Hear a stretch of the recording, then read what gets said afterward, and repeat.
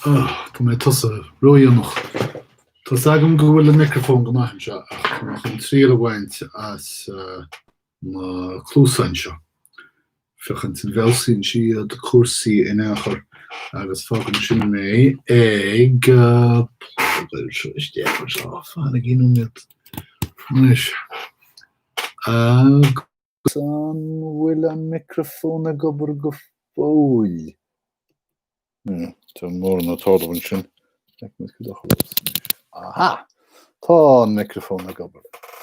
Dí raibh vidíon an seo ag léamh roint scéalta nuaich das America don 4 mí bhealtaine 2015 agus gach séns go bhecinn sibh an pictiúr an sin pictiúr a bhriseacht a chraí. Ní fis go bhaileach cé faoi deara an ansaí tar ag ghlacha leis gur bhí an Taliban ach tharla ansaí clinic máireachais san Afghanistan in Kabul is cosúil Mariú 8 ní hé 25 Mariú 25 ach 8 acu ina máireachaí is cosúil Steachar aránis, ní si déan an mat go craoin ach bhí 8 leanamh 10 ceangailt scúpaísús, scioppaísús san achran agus máthar gúil Mackay san MD agus leanamh atá sa fictiúr a thuispáin daobh níos díreach. Scarú úní chéile iad ach tá siad ar eisle chéile rís buchas le tí.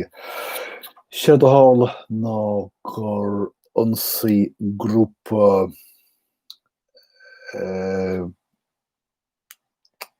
cud éon term atá bhain neachar.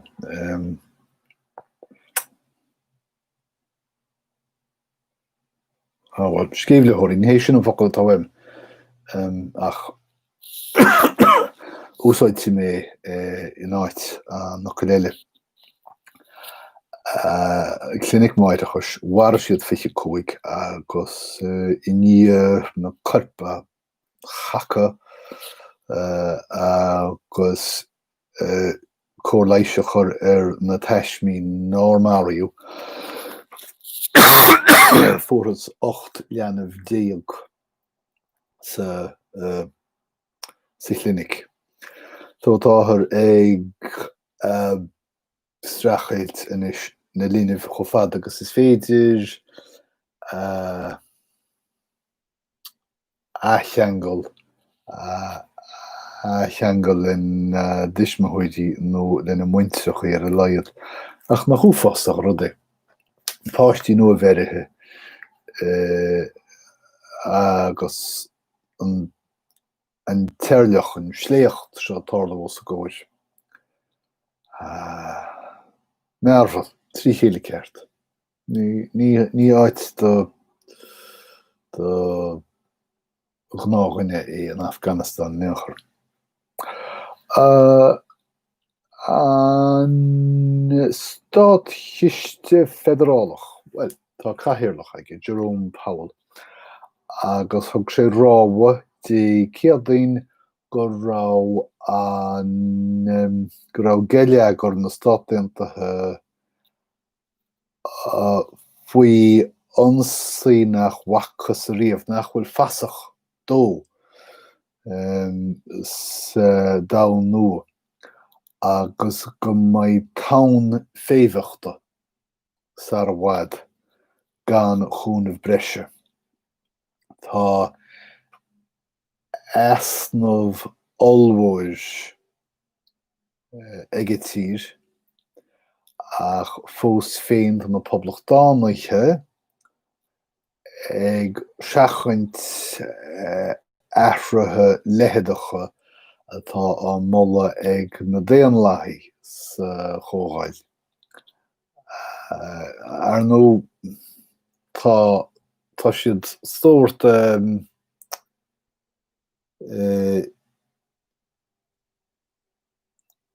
idir an dá díoga faoi láthir má héann siad leis na Déanlaití dhearfar siad olc an Uachtaráin agus cábhfisceadh agus as, má dhiúltaíonn siad do na Déanlaití breanófar arab mar dhaoine atá ag chur bachannaí os cóir na mocht. Ach caithfear deile leis.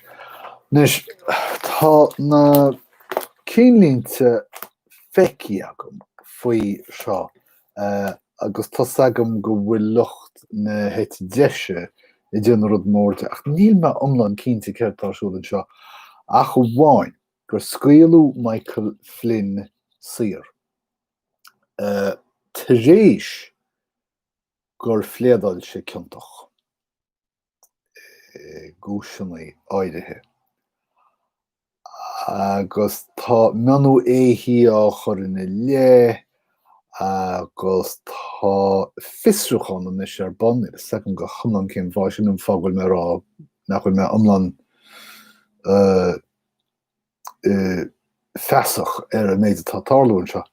Ach cibé tá duine óntaí bhmó tarintí isteach chun an cás idir Michael Flynn agus an tardaine Barr, na chuimhidí me chiad anam.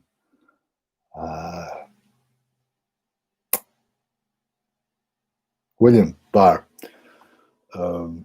Agus, well, feice muid chuid agus as. Sin nen deire leis na scéalta mór, rachamuid faoin ile inis agus siad éicinn muid na scéal faoi Joe Biden agus cho ciún agus atá sé fanna cib fáil nachmeach se gach uaire as clíonn an tuachtarán bhéal titsanna ihreachaí. Tuige go dteoch Biden amach rá aonrad agus Trump éidirna an job dó hena féin. Fós féin is léir nach bhfuil Joe Biden ag fágáil rian ar éonrad bhhail leis do chud ráitis chuach ach tá sé sa chóilráid níor gúil ar leis faoi láthir agus fanna sé do chugutí go mbeidh an dhéarchéim thart go fad agus is féidir. Fanna muid na stáitianta agus tuisbáinna me an picture den scoutir seo Tá muid in Texas inis. Tá siopaí á nethoscailtí Texas go mí leithach in reachtaíochta ar neamhchead don rialtas ar waithile saoirse. Agus táthar ag takeú leis an tíirse seo leis na daoine deasa armatha seo. Fáilte go America áit in scaoilfarthú má labhraíonn tú in aine saoirse.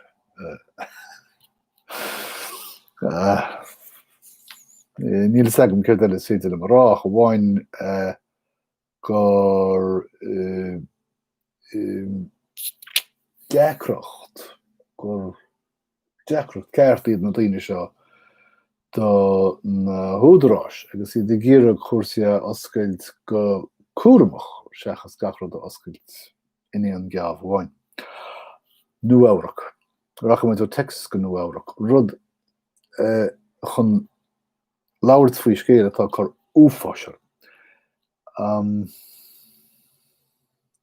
Go ciún go déanach mí bhárta agus nuamhrach ag tuairteáí bhar a héan ar bris amach tubaistech den vírus seo agus iad go cóthárlach ag ré an bhuiséad tríd an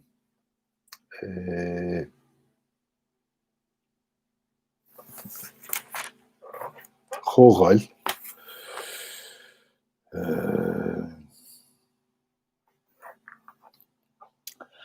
sleamhnaíú. Nus agan an is céas dánig se. Sleamhnaíú capital isteach, well, ní capital ach.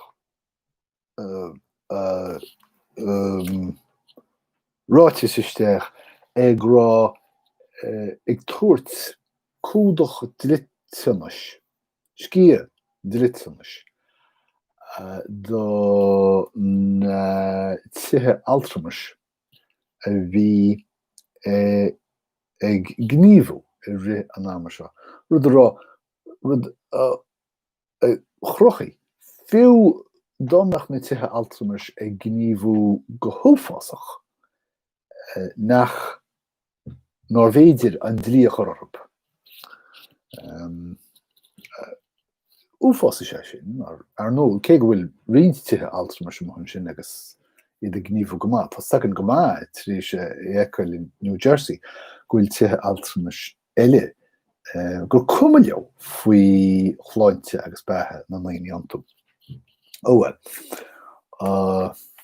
Mike Pompeo tá sé ag tuairt cuairte ar Israel. Cén fá chun ráha ó thuairsdóibh is cosúil níl second cead an ráha ó sé rá leo ceannarí Israel bugu go máil agus iad ag iarraí sellh a gháil ar hála sa bhruach hir. So, cuairt forálach stócha. Ní sean brudeile sé Michael Flynn agus ruúte tá na nán ar net dhéis den rud mór faoin liste Sanachauróí de chuid Barack Obama lorug lorug ólais ar Michael Flynn le linn an Isrúcháin ar tunchar na Rúise. Tá me chluigeann ag casa henne féin ag smaoinar seo. Ach tá an liste anam nach í seo tá chuig an solas. Agus na poblachtánacha go háidethe ag lorug anam nach chuí na Sanachauróí na cuideóirí na cúntóirí seo a bhí lorug anam nach chuí le linn rialtas Obama agus tá liste seo ag cothú ionsaithe ar Isreachán na Rúise.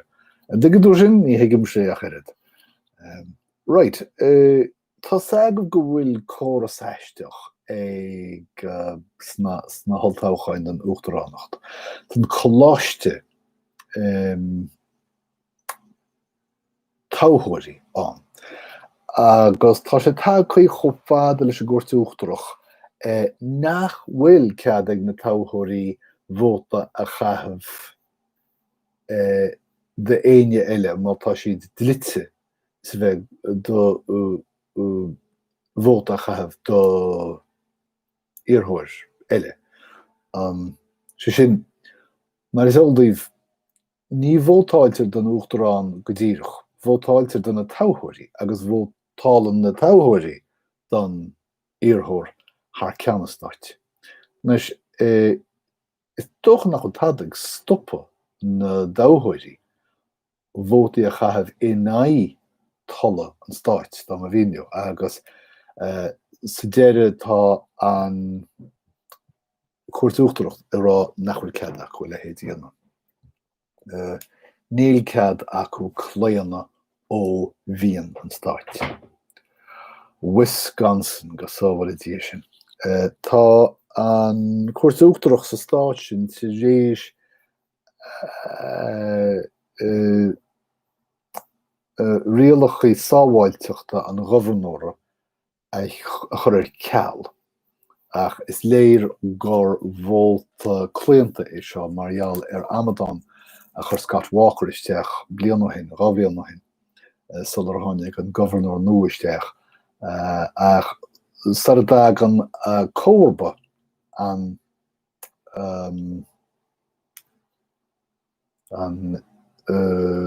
bhrethibh sin isteach míúna sa ben máiste deanta. Well, cred nó ná cred bhí ba chua é Manhattan rá agus tá chuirsís san nóchtán inniuh faoi halamh bhé Manhattan solar hánig na tuithis féidir. Go leor. Well, go ddíireach solar chuir an díana ghlasáil an dam bunos cion déalaí rintmha go háire daoine sefre in Bhfeadhrach go háitina sire timpeall an dam áit nach féidir le fille inis wahab. So tá siad go dena chuirsís muilchlúsach úscánta ar na háitina ana bhfuil si gan is. Go leor. An athróí siopadóireacht in an chorónvírus. Well, tá na siopaí ag súil agus iad ag spáint go bhfuil cóirí in-eice sábháilteachta aicáb ar na siopaí go dteochaí na siopadóirí ar ais.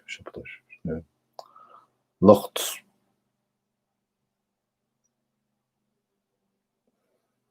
Mas é siopadóirí duna tá gceannas an siopa. Cé an duine cheanaíonn? Túltóir is tócham. Úsáid mé an focail túltóir. Ceir go leor. Tá ré an ghuail hart. Cé deir sin mise. Mar imlíana den chéadóir ba foin si in a nóite foiineh os cían chuige fan géad sa tír. Os cían, wad os cían gúil. Ok, sin iad na scéalta mór, bhfuil éon focail agam daobh tá. Seach vótáil, vótáil a tharlaíonn nuair a bhíonn duine eile ag vótáil thar de cheann. Seachas, tuigeann tú. Áireacht, má tá tú baint úsáid as áireachint, tá tú imón áireachta. Áireachta, nuair dhéanann tú ríise, cute. San chórtha, well, is San chórtha an Empire State Building nach ha. Díon seasmach. An onan díon seasmach agus díon bháilte. Sílim gurbanan.